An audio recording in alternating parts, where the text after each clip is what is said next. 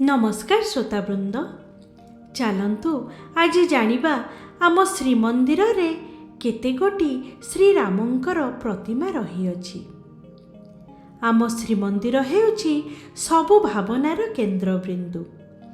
एहा श्री जगन्नाथंकर उपास्य स्थल बोली ख्याति अर्जन करथिले मध्य एही मंदिर भितरे जगन्नाथंक सहित राम भगवानंकर मध्य प्रभाव किछि कम नुहे।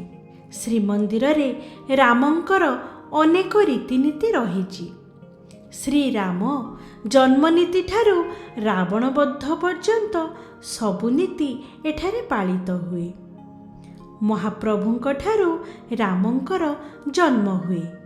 रामंक लीला सह श्रीमंदिरर अनेक नीति संपृक्त रहिथिबा बेले बड़ देउଳରେ रहिछि श्रीरामंकर 7टी विग्रह।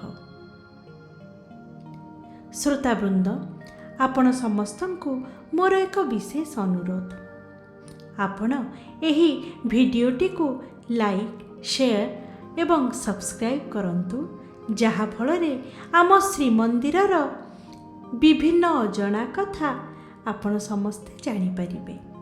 चलंतु जानिबा आम श्रीमंदिर रे केते गोटी श्रीरामंकर विग्रह अछि। प्रथम रे 22 पाहाचरे श्री रामचंद्र देव मंदिर रे रामचंद्रंकर प्रतिमा रही अछि। द्वितीय रे दक्षिणी घरे श्रीराम, जहांकु चलंती प्रतिमा बोली मध्य कुहा जाए, पूजा पाउछंती।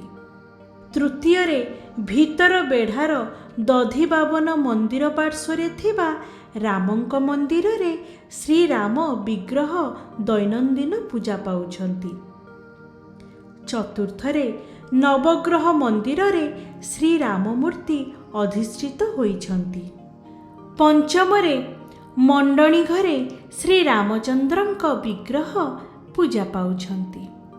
षष्ठ रे भीतर बेढ़ारे वृंदावन चंद्र ठाकुरंक पार्श्वरे थिबा सरघरे सीताराम विग्रह उपासित हेउछंती।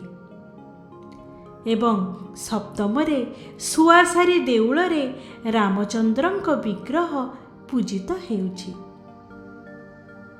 ଏହା ହେଉଛି ଆମ ଶ୍ରୀମନ୍ଦିର ପରିସର ଭିତରେ ଥିବା ରାମଙ୍କର 7ଟି ପ୍ରତିମା।